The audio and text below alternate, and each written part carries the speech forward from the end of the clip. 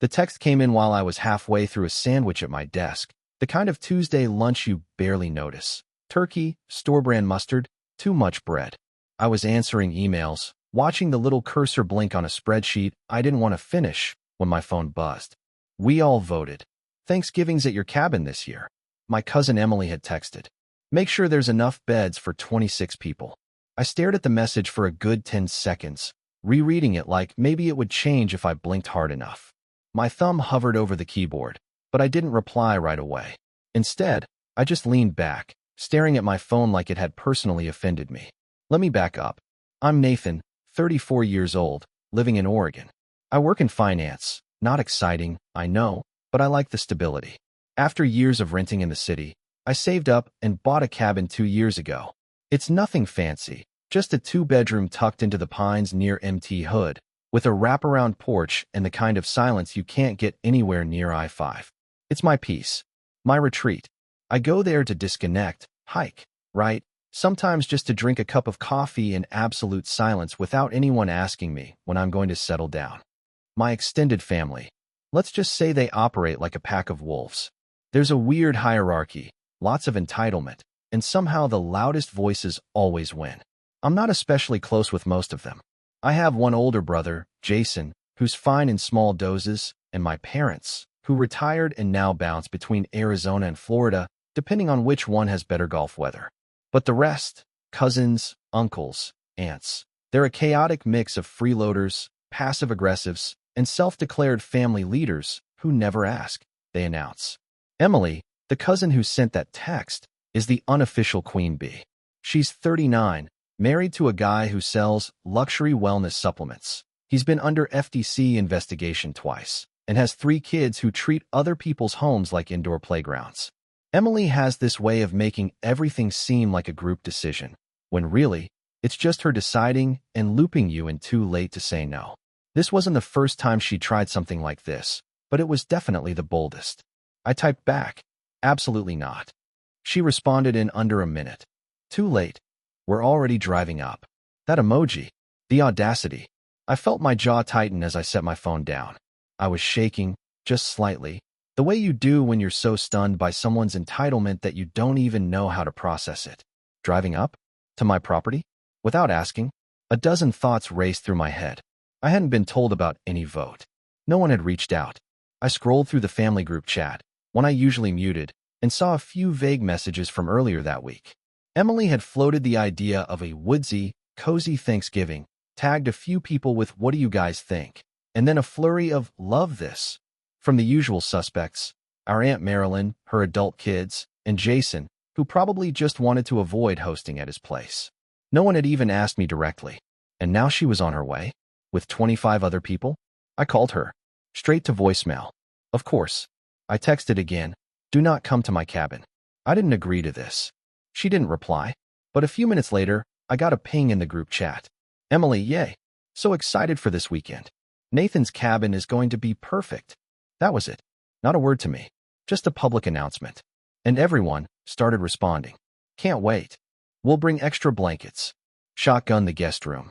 We'll be there Friday morning, Nathan." My stomach sank. It was like I'd been volunteered for something without being in the room. And now everyone was piling on. I typed, "I never agreed to host Thanksgiving. Please do not come to my cabin. It is private property." No one responded. Not one person acknowledged it. I stared at the screen in disbelief. Then I saw Emily typing, "LOL, don't be dramatic, it's just a few days, and it'll be so fun. Family first. Family first." That was her favorite line. Usually deployed right after she'd taken advantage of someone, dropped her kids off without warning, or forgotten to pay her share of the vacation rental. I felt my heart racing. It wasn't even about Thanksgiving at that point. It was about the blatant disrespect. The way no one thought they even needed my permission. I opened my calendar. It was Tuesday. Thanksgiving was in 2 days. I texted Jason. "Me? Did you know about this?" Jason. "Yeah, they mentioned it. Figured you were cool with it." Me. "I never agreed." Jason. "Well, it's kinda too late now, isn't it?" Too late. I stood up and paced the living room. My laptop buzzed with another meeting invite, but I ignored it. I couldn't focus. All I could think about was the image of 26 people pulling up my gravel driveway, hauling coolers and air mattresses and loud toddlers, treating my quiet cabin like a free Airbnb. And somehow, I was the bad guy for not being okay with it. It wasn't just disrespect. It felt like they didn't see me as a person with boundaries. I was just Nathan with the cabin. A resource. A tool to be used. I thought about the last time I saw Emily, at my parents' anniversary party. She complained nonstop about how tiring it was to always be the one hosting holidays, how no one ever offered. I remembered her cornering me near the drinks table, joking, "You should really open up that cabin of yours sometime. It's selfish to keep it all to yourself." I'd laughed it off, but now, it felt less like a joke and more like a warning shot. And the worst part? They were really going to do it. Show up. Just barge in, expecting it all to be ready. Because they always got away with it. Because no one had ever told them no. I looked at the time. 2:14 p.m. If I left now, I could get to the cabin by sunset. My hand hovered over the car keys. They wanted drama. They were about to get it. And not the kind they could guilt trip their way out of. I grabbed my coat, locked up the apartment, and started driving. I had just enough time to make one phone call before I lost signal up in the mountains. And that call would change everything. By the time I pulled off the main road and onto the gravel path leading up to the cabin, the sun was already melting behind the pines. The temperature dropped sharply, and the silence up there was the kind you could feel in your bones. Clean, cold, untouched. It was the kind of quiet that had first drawn me to this place, the kind that felt like a reset button for the soul. But tonight, there was a tight knot in my stomach that wouldn't loosen. I parked, killed the engine, and just sat for a second, breathing through the steering wheel. My phone had lost signal 20 minutes ago, and I hadn't heard back from anyone. Not that I expected them to reply, but that just made it worse. It wasn't just the assumption that they could take over my cabin. It was the total indifference to my voice in the matter. I wasn't a host. I was a placeholder. I stepped out, boots crunching against the gravel, and stared up at my place.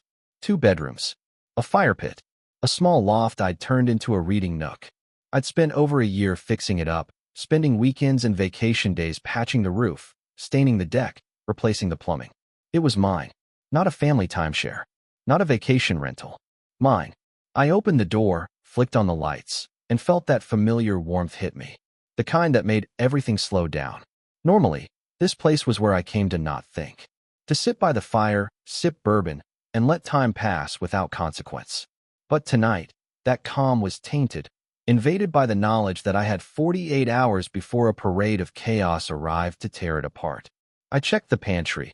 A few cans of soup, some boxed pasta, coffee, whiskey. Definitely not stocked for 26 people. I hadn't planned on coming up here at all this week. I was supposed to be with a friend in Portland for a quiet dinner, maybe board games. Nothing big. Certainly not this. My thoughts were interrupted by the low crunch of tires on gravel. My heart dropped. I looked out the front window and saw headlights. It was Jason.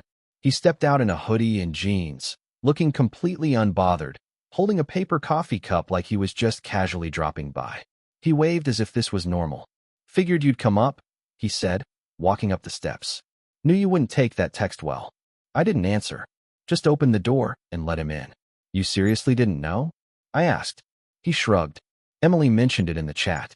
Said she had a plan. I figured you'd be cool with it." She never asked me. No one did. He looked around like he was inspecting a hotel room. "Come on, man. You never use this place for holidays. And it's not like you've got plans." She figured it'd be easier to just make the decision. Easier for who? He didn't answer. I watched him walk into the kitchen, open a cabinet, grab a glass like it was his own house. "I'm not hosting Thanksgiving," I said firmly. He gave me that look, half amused, half dismissive. "Well, technically you are. Like, it's already happening. People are on their way. Emily's rented a van. Aunt Marilyn's bringing folding tables. I think Eric's picking up 2 turkeys. Did anyone bring permission?" Jason sighed and leaned against the counter. "Look, you're making this way bigger than it needs to be. It's family. It's a few days. Just let it happen. It's not worth the drama." I stared at him. That sentence. That attitude. Just let it happen. Like I was supposed to roll over for the sake of peace. Like boundaries were optional if it made things easier. He stayed for an hour, tried to talk me down, told me I was too rigid, that I always overthink things, that this was an opportunity to connect with everyone. I didn't argue. I just nodded and said I'd think about it.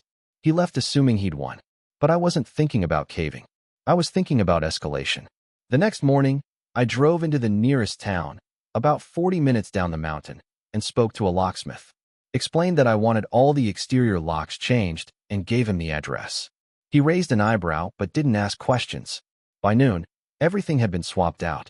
Then I called the tow company. Hypothetically, I asked, if someone parked on private property without permission, like, say, blocking a driveway, how fast could you be up here to move them? The dispatcher didn't hesitate. We've got 2 drivers covering that route. We'd be there within the hour. Perfect. I picked up 2 thick chains from the hardware store and a heavy-duty padlock. By the time I got back to the cabin, the place felt different. Not just physically, emotionally. Like I'd drawn a line. Like the house knew I was finally defending it. I didn't tell anyone what I'd done. I just waited. That night, I sat on the porch with a blanket, watching the trees bend slightly in the wind. A hawk screeched somewhere overhead. The air was so clean it hurt to breathe. I thought about what I'd say when they showed up, whether I'd even bother explaining. And then, at around 10 p.m., I got a call. The signal was weak, but it went through. Emily. I didn't answer. I let it go to voicemail. Then another. Then a text. Hey, just wanted to confirm we're coming tomorrow morning. Around 11-ish. Hope you're excited. No question mark. No can we still come? Just blind confidence. A few minutes later, she sent another. We'll need space for 3 cars plus the rental van. Oh, and if you could make sure there's enough coffee and milk for breakfast, that'd be amazing. See you soon. I didn't reply. I just stared at the screen, the cold creeping into my fingers despite the blanket. My jaw clenched. There it was again. That relentless entitlement. The next morning, the messages picked up. 8:14 a.m. On our way. 8:27 a.m. ETA 10:48. 9:03 a.m. What's the gate code again? There was no gate code. Not anymore. At 9:30 a.m., I left the cabin and looped the thick chain around the bottom of the long driveway entrance, right where the gravel met the main road. I locked it tight and posted a small wooden sign. Private property. No trespassing. Vehicles will be towed. And then I waited. I made coffee. I turned on the fireplace. I sat by the window with a book I didn't read. At exactly 10:48 a.m., I saw the first car. A silver SUV, crawling slowly up the road. Then a white minivan. Then the van. All of them rolled to a confused stop at the chained entrance. I could see them pointing, gesturing. A few car doors opened. I recognized Aunt Marilyn's bright red coat. Someone tried honking. Then my phone rang. It was Emily. This time, I answered. Hey, I said flatly. What the hell is this? She snapped. No emojis now. There's a chain across your driveway. We can't get in. I know.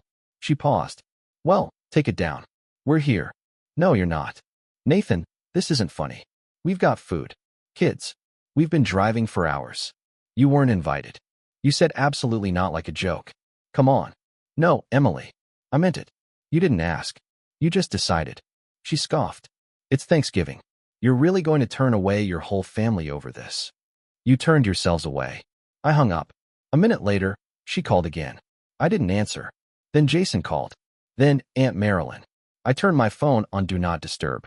At 11:20 a.m., a black tow truck rounded the corner, its yellow lights flashing through the trees.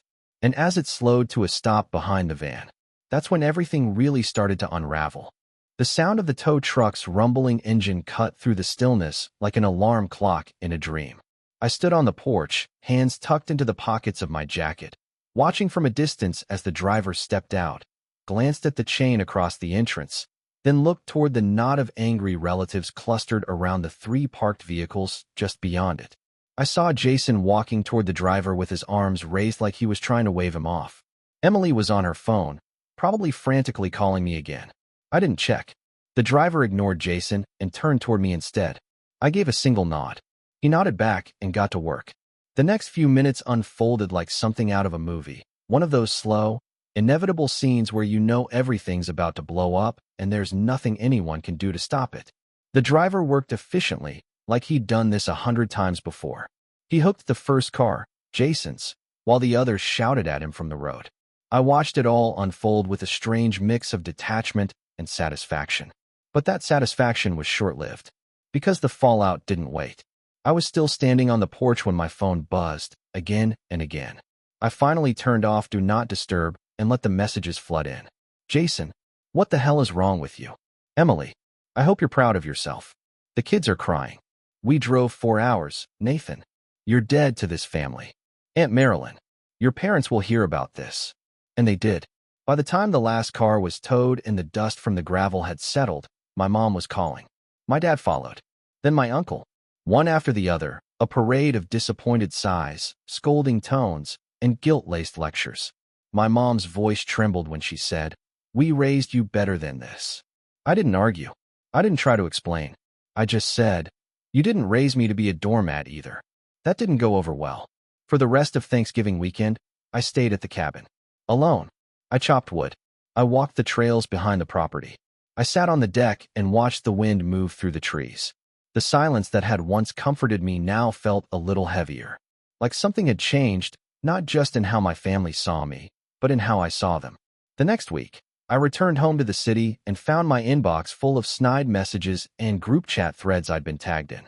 Memes about ungrateful cousins, passive-aggressive photos of our family dinner without certain people, and one truly over-the-top post from Emily showing a half-eaten pie with the caption, "Missing a few ingredients, like basic human decency." I wanted to be unaffected. I really did. But it hit me harder than I expected. There was something uniquely painful about being the villain in your own family's story. No matter how justified I felt, it didn't erase the weight of being excluded, misunderstood, talked about behind my back by people who shared my blood. I'd always known I was on the outskirts of the family dynamic. Never the favorite, never the center of attention, but this was different. This was exile. I stopped checking the group chat, stopped replying to calls. Even Jason, who tried to smooth things over a week later with a week, "You kinda overreacted, but I get it," got radio silence from me. In December, I skipped the family Christmas gathering. I didn't send gifts. I didn't respond to the texts asking if I was coming. I stayed at the cabin, lit a fire, and spent the evening reading and listening to music while snow piled up outside. It was peaceful, but it was also lonely. Not the kind of loneliness that comes from being alone, but the kind that comes from realizing the people who are supposed to care the most about you don't actually see you at all.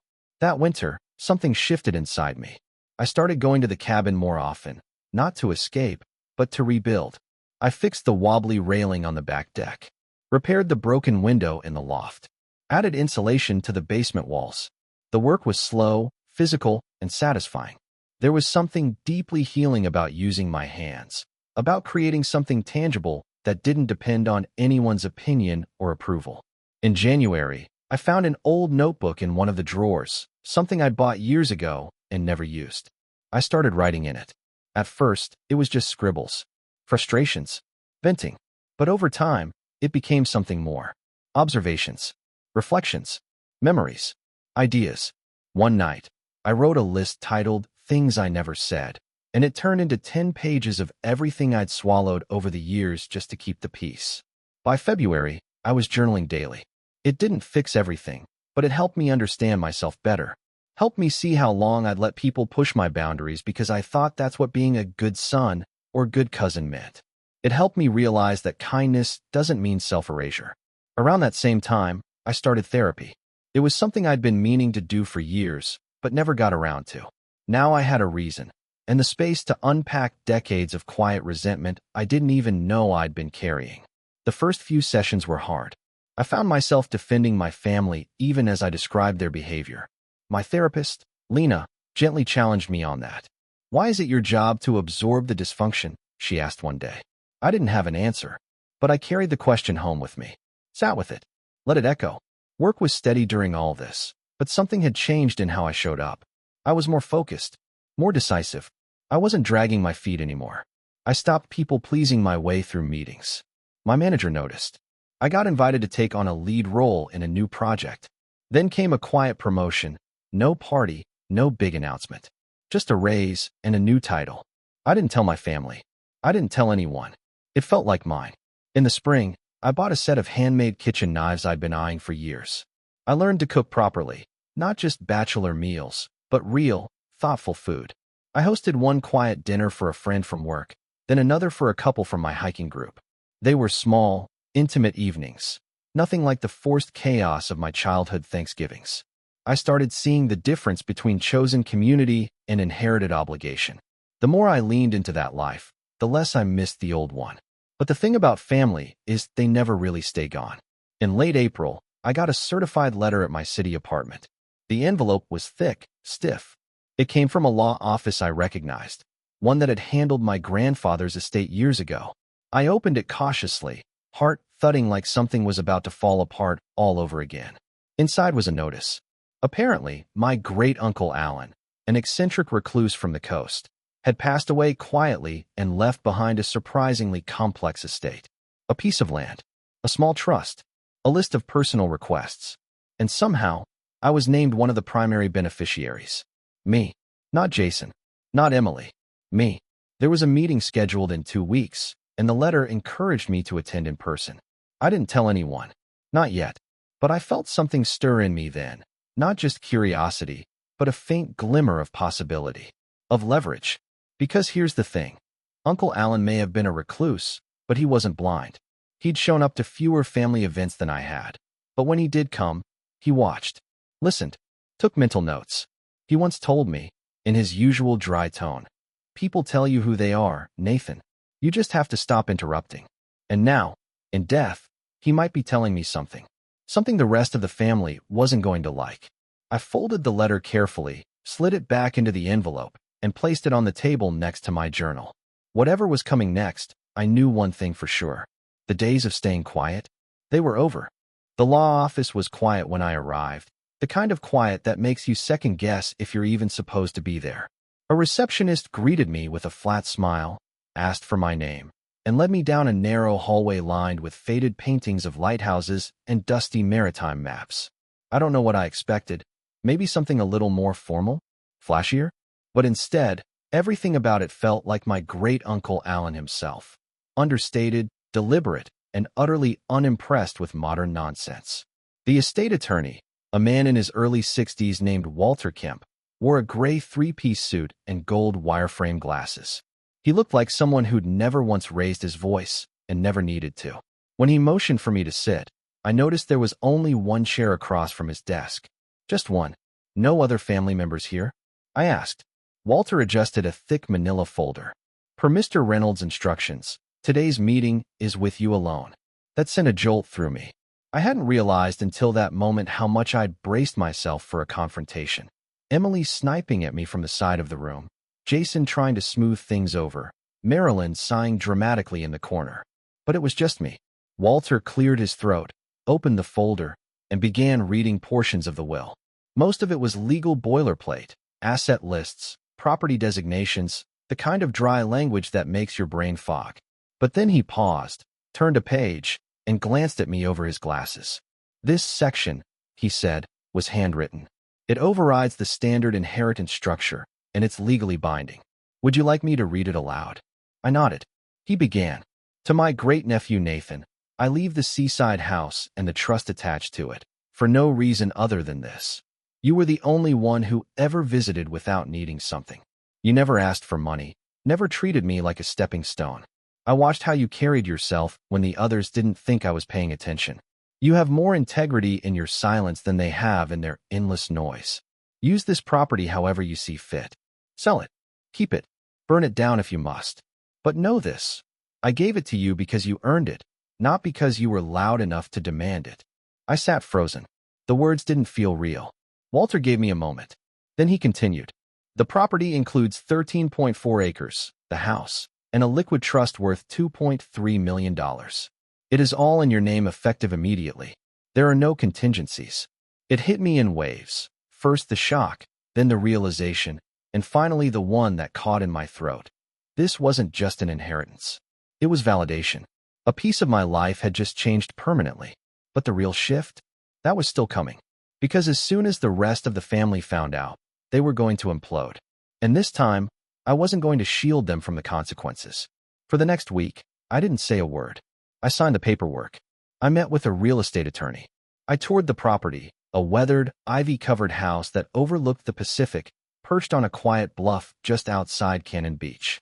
It needed work, but it had good bones, and it radiated that same peaceful energy as the cabin. I moved quietly, methodically. I transferred the trust into a separate LLC under my name. I hired a contractor to begin evaluations. I updated the title records. I followed every paper trail Alan had left and turned them into armor. And then I waited, because I knew what was coming. It started when Jason texted me out of the blue. Jason, hey. Random question. Did you get something from Uncle Alan's estate? I stared at the message. Not, hope you're doing okay, or did you go to the memorial? Just straight to the point. Classic. I replied, yes. 2 minutes later. Jason, what did you get? Me. That's between me and the attorney. The silence that followed was louder than any text could be. 2 days later, Emily emailed me. Not texted, emailed, which told me she was in full professional mode. The same tone she used when she tried to negotiate discounts from Airbnbs she'd already trashed. Hi Nathan. I heard from a few family members that Uncle Alan may have left some things behind. I wanted to kindly ask if you'd be open to sharing any information about the estate. I know he didn't have kids, and it would be really meaningful to the rest of us to have a piece of his legacy. I didn't respond. The next morning, I got another email. Hi again. I just wanted to follow up because a few people are making plans around summer, and we were wondering if Uncle Alan's place might be usable for a family getaway. Maybe something like a memorial celebration? Just brainstorming. Let me know. That emoji. Always the emoji. I forwarded the email to my attorney. Then I drove to the cabin, because I had a plan to finish. You see, owning the seaside house was a gift, but it was also an opportunity. And the more I thought about it, the more I realized I didn't just want to cut myself off from the family. I wanted to redefine my role. I wanted to take everything they used to hold over me, the guilt, the obligations, the manipulation, and flip the board completely. But not loudly, not publicly, quietly, deliberately, just like Alan would have. The first step was paperwork. I created a separate trust fund, not for the family, but for future maintenance of both properties, the cabin and the seaside house. I named it the Reynolds Legacy Fund. The catch? It could only be accessed by me or a named successor I appointed in writing. No more open doors. No more shared resources. Second, I rewrote my will. I named 2 of my closest friends as executors. I left nothing to my extended family. Then I went one step further. I scheduled a public listing of the seaside house, not on Airbnb, but as a long-term luxury rental, marketed toward out-of-state executives and filmmakers looking for retreat space. I partnered with a private agency that handled VIP clients. Discreet, high-paying, minimal visibility. Emily wouldn't be able to find the address even if she tried. And just to put a bow on it, I purchased the adjoining lot to the cabin, a piece of forest land that had gone up for sale after a nearby development failed. I had no intention of building on it. I just wanted the buffer. It cost me a chunk of the trust, but it was worth it. Now no one could even build near me without my permission. It was the beginning of my own quiet empire, not built from revenge alone, but from self-respect. From drawing boundaries in concrete and property lines. From turning the chaos they dumped on me into fuel. But I wasn't done, because the next family holiday was around the corner. And I had one final play to make. One that would burn just hot enough to leave a mark, without ever lighting a match. Memorial Day weekend. That's when it happened. The weather was crisp and blue-skied, that perfect coastal spring air that made you want to stand barefoot in the grass with a coffee in hand. I was already at the seaside house that morning, finishing some light landscaping work before the new long-term tenants arrived. A film producer from Seattle had signed a 6-month rental agreement, sight unseen, for nearly $14,000 a month. It covered all the taxes, the renovations, and then some.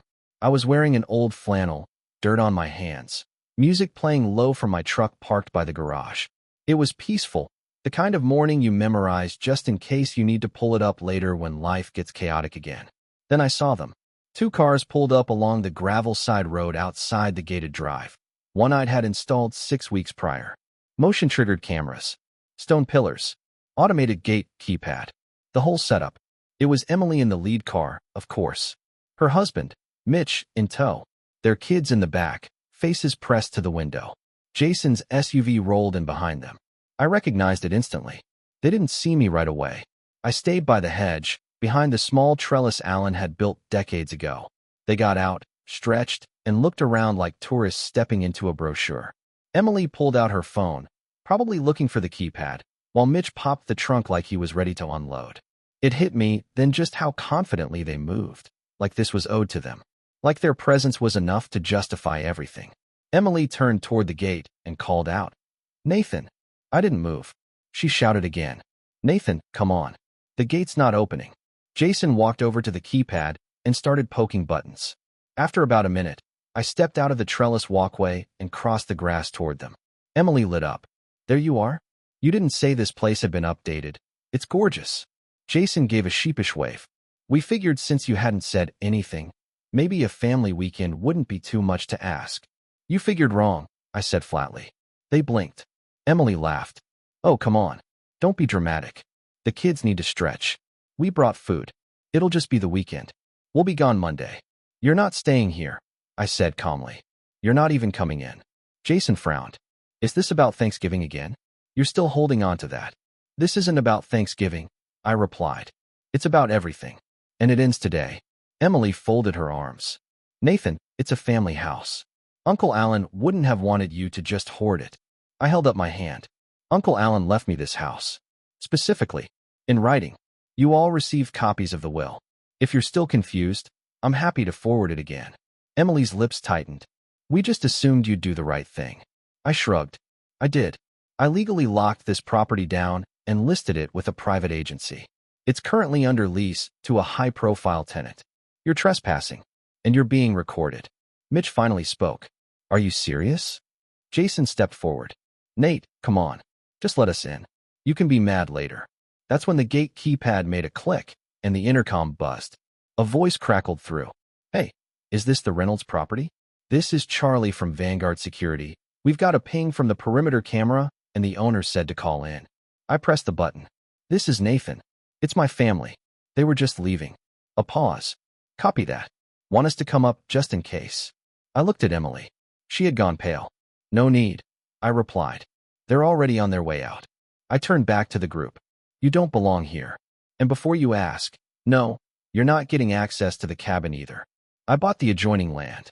I fenced the trails. I registered the easements. Everything is locked down. There is no more dropping by. There is no more family getaway." Emily's voice cracked. "You can't just cut everyone off." "You already did that," I said. "When you turned my boundaries into jokes. When you taught your kids that my home was a playground. When you used guilt like a debit card with no limit." Jason tried again. "So what? You're just out." "I'm free," I said. He stared at me, and for the first time, I saw it. Realization. Not just that I meant it, but that there was nothing they could do. No argument. No manipulation. No twisting of the family narrative. It was done. I nodded toward the road. "Goodbye, Emily." Her eyes flashed. Anger, confusion, maybe even a flicker of guilt, but she said nothing. She turned, barked at Mitch to grab the kids, and slammed her car door so hard it echoed. Jason lingered a second longer. "This doesn't feel right." I looked him in the eye. "It's not supposed to. That's how growth feels when you've never done it." He opened his mouth, but said nothing. Just turned and walked to his car. The engine started. Gravel crunched. And within 2 minutes, they were gone. No fireworks. No screaming. No threats of lawsuits or social media tantrums. Just gone. I stood there for a long time, watching the dust settle on the road, breathing in the ocean wind and the smell of pine. My phone buzzed once, an alert from the security system noting that the vehicles had exited the perimeter. I smiled. Later that evening, I opened my laptop and wrote one final email to the extended family group chat. It was short. "Dear family, effective immediately, I'm stepping back from all family gatherings, group decisions, and inherited expectations. My properties are no longer available for use. I won't be replying to messages requesting otherwise. If you reach out, please know that silence is not an invitation, it's a boundary.